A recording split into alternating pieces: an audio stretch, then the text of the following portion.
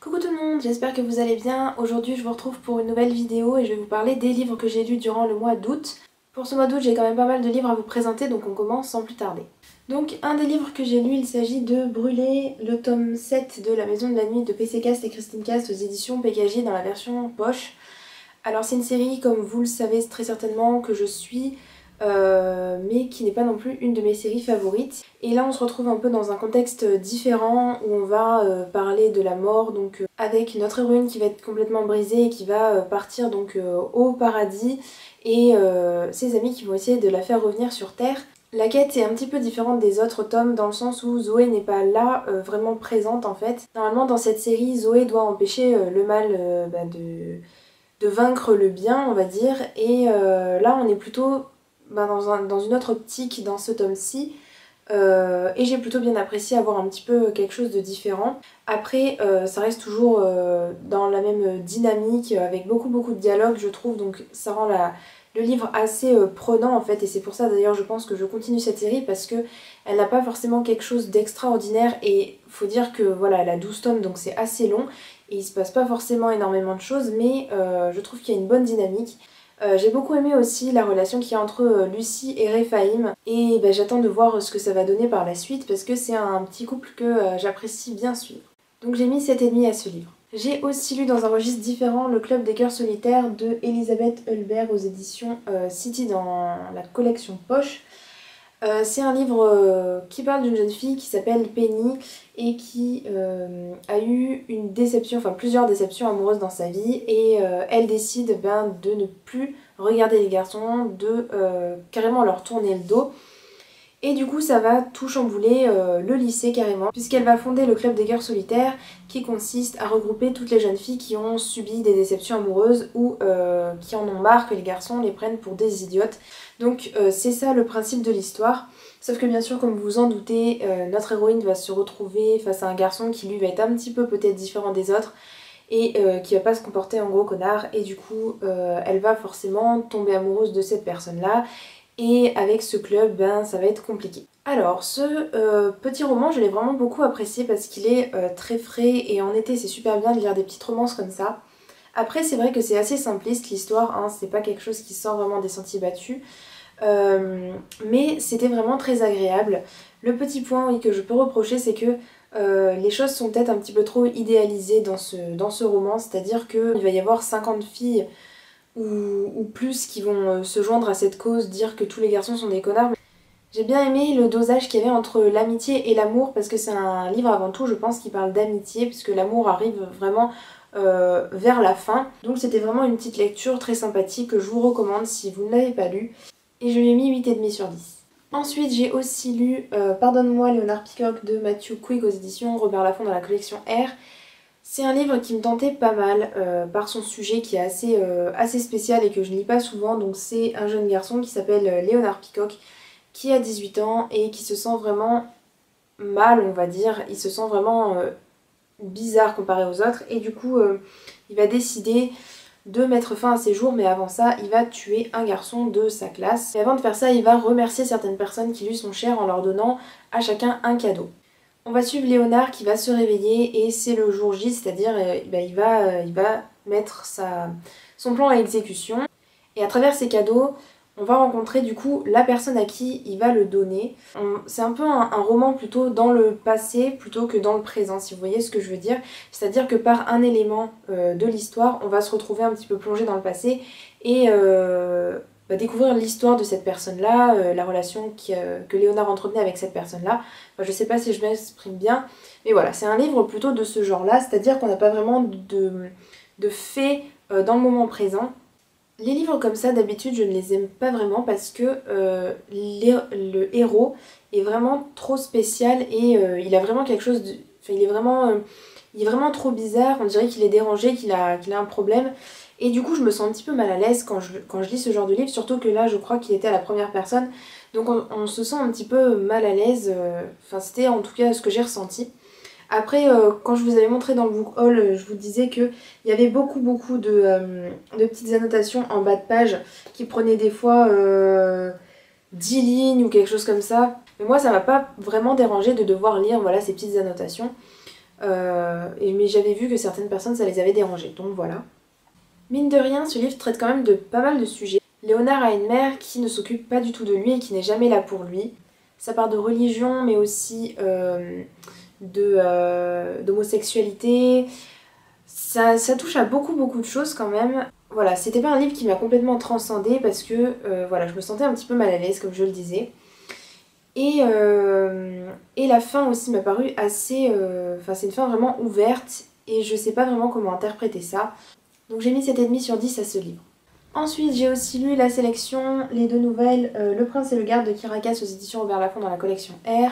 C'est un livre super fin qui fait 200 pages et on a des petits bonus à la fin avec la liste complète des sélectionnés, la playlist officielle de la sélection, les arbres généalogiques des familles, enfin bref, plein de choses comme ça. J'ai pas vraiment tout lu jusqu'à la fin, j'ai lu l'interview de l'auteur qui était assez intéressante. J'ai lu les 2 nouvelles, je les ai trouvées assez sympathiques. Pour les fans de la série c'est super, je trouve, comme ça peut prolonger un petit peu les moments passés avec America et Maxon, puisque ce livre se passe après le livre 3. Enfin, c'est pour clôturer en fait la partie avec les 3 premiers romans. Parce qu'en fait ça se passe pas après la sélection mais ça se passe du point de vue du prince et du point de vue du garde, donc j'ai vraiment apprécié la première parce que on est du point de vue du prince avant la sélection, enfin lorsqu'il va découvrir les sélectionnés et vraiment le tout début de la relation avec America, et du coup j'ai vraiment beaucoup apprécié ça, de voir vraiment son point de vue. Après le garde je l'ai trouvé moins intéressante, je sais pas pourquoi, c'est comme ça.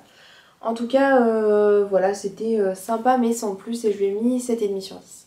Ensuite, un livre que j'ai vraiment adoré cette fois-ci, c'est Une braise sous la cendre de Sabaa Tahir aux éditions Pocket Jeunesse. J'ai vraiment adoré ce livre. On suit 2 personnes qui s'appellent Laïa et Elias, je ne sais pas, on va dire Elias. Laïa et Elias qui appartiennent à 2 univers différents, comme dans toute bonne dystopie qui se respecte, n'est-ce pas? Du coup, Laïa, c'est une jeune fille qui vient de voir son frère se faire enlever par les Martiaux. Donc les Martiaux, ce sont ceux qui dirigent le pays. Et depuis que les Martiaux ont pris le pouvoir, bah, c'est un petit peu l'anarchie. Laïa va faire tout pour aider son frère à s'en sortir. Et pour cela, il va falloir qu'elle se fasse passer pour une esclave et qu'elle aille espionner les Martiaux. Elias, lui, ça fait une bonne dizaine d'années qu'il s'entraîne pour être un martial, être même un masque. Les masques, c'est, on va dire, un peu les plus hauts gradés des martiaux. Ils sont très rapides, très agiles, tout ça. Sauf que lui, il a pas envie de cette vie, en fait. Il a envie de s'en aller et d'être libre. J'ai beaucoup apprécié le fait que les 2 héros ne se rencontrent pas dès le départ, que les 2 personnages aient le coup de foudre et que voilà, ils pensent tout le temps l'un à l'autre et tout. C'est vraiment concentré d'abord sur l'histoire, sur l'action, sur l'envie de Laïa de sauver son frère et l'envie d'Elia de s'échapper. Et voilà, c'est vraiment dans cette optique qui est basé le livre, et j'ai trouvé que c'était vraiment intéressant plutôt de se baser sur l'action plutôt que sur les sentiments, pour ce livre aussi en tout cas, parce qu'il y a vraiment beaucoup de choses à faire, beaucoup de choses qui se passent et qui font progresser l'histoire à une vitesse assez rapide, et on ne s'ennuie pas du tout. J'ai adoré l'univers qu'a créé l'auteur, même s'il n'est pas non plus super étoffé, dans le sens où on reste quand même cadré à une petite partie de l'univers pour l'instant. On est plutôt dans l'école, on va dire, des Martiaux. Et par contre j'ai vraiment beaucoup aimé l'atmosphère qu'il y avait dans ce roman, c'est-à-dire une atmosphère vraiment sombre, vraiment oppressante. On sentait que personne n'avait le droit de faire ce qu'il voulait. En tout cas, je vous conseille vraiment ce livre, il est super. Et donc je lui ai mis 10 sur 10. Ensuite, j'ai enfin débuté la série After, donc de Anatole aux éditions Hugo Roman. C'est une jeune fille qui s'appelle Tessa, qui est une jeune fille parfaite, idéale. Elle a déjà son petit copain et elle a un petit peu l'avenir tracé devant elle. Elle va à l'université, elle va quitter sa mère et quitter son copain pour aller à l'université, dans son petit appartement, faire un petit peu sa vie là-bas. Et elle va rencontrer un garçon qui s'appelle Hardin, et c'est vraiment l'archétype de bad boy. Mais il va y avoir une certaine alchimie entre ces 2 personnages, et même si au tout début ils se détestent, ils vont finir par être attirés l'un par l'autre.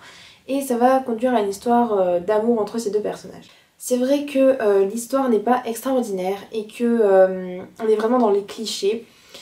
Mais Je pense que c'est l'écriture de l'auteur qui rend la chose addictive parce que malgré le fait qu'on tourne en rond, on tourne vraiment en rond, c'est-à-dire qu'il joue au chat et à la souris et se pourchasse un petit peu, il y a ce petit moment où ils vont s'entendre et où on va croire que tout est possible, où Tessa va croire que c'est possible enfin d'avoir une relation avec Ardyn et finalement quelques minutes après il va y avoir une explosion d'Ardyn, il va être en colère après elle pour X ou Y raison. Et Tessa va se dire que non, ce n'est pas possible et qu'ils sont trop différents et tout ça. Finalement, voilà, on va tourner en rond quand même pas mal de temps. Malgré ça, malgré le fait qu'on tourne en rond, franchement, je me suis pas ennuyée et je ne sais même pas d'où ça vient. Donc je pense vraiment que c'est l'écriture de l'auteur qui rend la chose addictive et qu'on a envie de savoir la suite. En tout cas, si ça... Enfin, je pense que les gens qui doivent avoir 14-15 ans, voilà, moi je l'aurais pas lu à cette époque-là, quoi.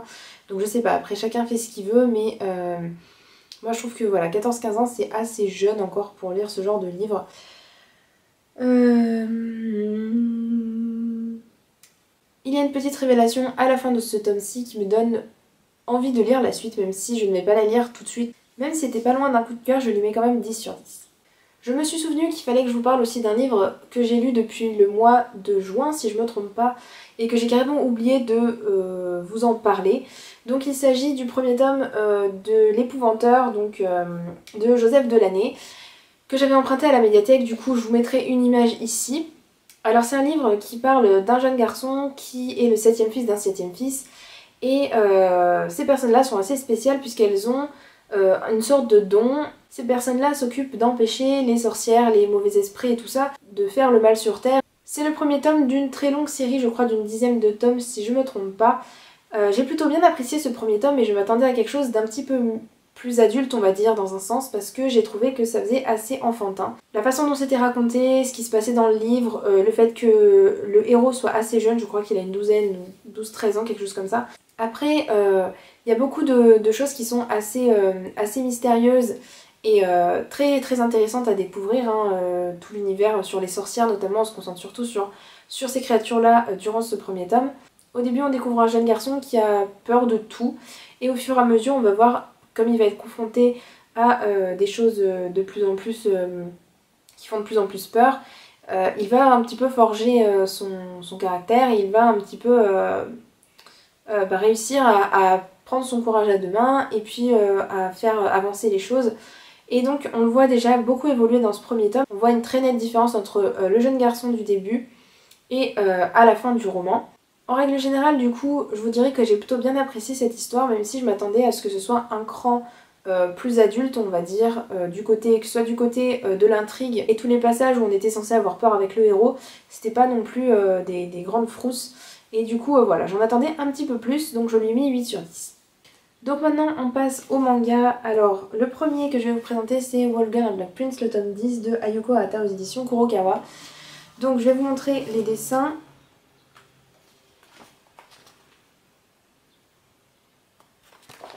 Donc ce 10e tome était plutôt intéressant, ça faisait pas mal de temps que les deux personnages tournaient en rond et que c'était assez chiant franchement à lire. Mais là je trouve que ce 10e tome rapproche un petit peu les héros. Je ne sais pas trop quoi dire à propos de ce tome-ci. C'est un petit peu le même schéma que d'habitude, c'est-à-dire une petite portion du livre qui est consacrée à nos héros et puis la suite qui divague un petit peu à droite à gauche. On voit des nouveaux personnages, on s'attarde un petit peu sur les relations et voilà, enfin bref, comme d'habitude. Ensuite j'ai lu deux livres qui traînaient depuis pas mal de temps. C'est Fausse Petite Amie de Mikase Hayashi, le tome 3 et le tome 4. Donc comme tout à l'heure, je vous montre les dessins. J'ai enfin posté la vidéo concernant la présentation de cette série, donc je vous la mettrai en barre d'infos si ça vous intéresse d'aller faire un tour. Ça faisait à peu près 2-3 mois que j'avais, voire plus que ça même, que j'avais lu le premier tome et j'arrivais pas à trouver les bons mots pour expliquer ce que j'avais ressenti pour le premier tome. Et du coup je l'ai enfin faite, cette vidéo, donc si ça vous intéresse je vous mettrai en barre d'infos. Un troisième personnage donc qui est un ami d'enfance de Subaru, qui lui il est amoureux de Subaru depuis pas mal de temps. Sauf que bien sûr Subaru, comme les autres filles des shoujo, ne se rend pas compte de ses sentiments. Et Sakuya par contre lui a bien fait comprendre à Tadafumi qu'il pourrait lui piquer à n'importe quel moment. Donc voilà, Tadafumi, lui, il veut un petit peu marquer son territoire, donc il est un petit peu protecteur à certains moments avec Subaru. Et c'est plutôt sympa, je trouve. Et je sens que les deux personnages sont vraiment attachés l'un à l'autre, enfin ça commence vraiment, parce que là on est toujours dans le cadre de la fausse petite amie, c'est-à-dire Subaru est toujours en train de jouer la fausse petite amie, c'est pas encore la vraie petite amie, alors que j'étais persuadée depuis la fin du premier tome que c'était déjà terminé et qu'ils étaient ensemble pour de vrai. Mais il faut croire que non, ils ne sont pas ensemble encore. Mais je pense que ça ne saurait tarder. Pour ce dernier manga dont je vais vous parler, c'est Love Beloved. C'est ça, Live Be Left de Io Sakisaka aux éditions Kana, c'est le premier tome. Je vous mettrai la vidéo présentation pour ce livre aussi dans la barre d'infos si vous voulez aller voir. Là je vais vraiment passer rapidement puisque j'ai tout déjà dit dans ma vidéo présentation. Donc on suit deux jeunes filles qui s'appellent Yuna et Akari, qui sont deux jeunes filles qui vont se rencontrer totalement par hasard. Et elles vont lier une amitié assez forte malgré leurs différences du point de vue du caractère et du point de vue de la vision de la vie. On est beaucoup penché sur la vision de la vie de ces personnages-là en fait. C'est très doux, c'est très léger à lire. Des fois, on se rend même pas compte qu'on est dans un manga, c'est pas vraiment trop cliché. Et voilà, j'ai vraiment adoré ce premier tome, donc je vous laisse aller voir en barre d'infos si vous voulez. Je vous montre les dessins. Évidemment, c'était un coup de cœur pour moi, donc je vous le conseille à 100 000%, n'est-ce pas? Pour le moment, je sais pas combien comptera la série au total de tomes, mais il n'y en a que 3 qui sont sortis pour l'instant au Japon. Et le deuxième tome devrait sortir en octobre chez nous. Donc voilà, ma vidéo est terminée, j'espère qu'elle vous aura plu. N'hésitez pas à me dire en commentaire si vous avez lu un de ces livres, ce que vous en avez pensé. Si votre avis est différent du mien, n'hésitez pas non plus à le partager, je suis curieuse de savoir ce que vous en avez pensé. Et je vous dis à bientôt dans une prochaine vidéo. Ciao ciao!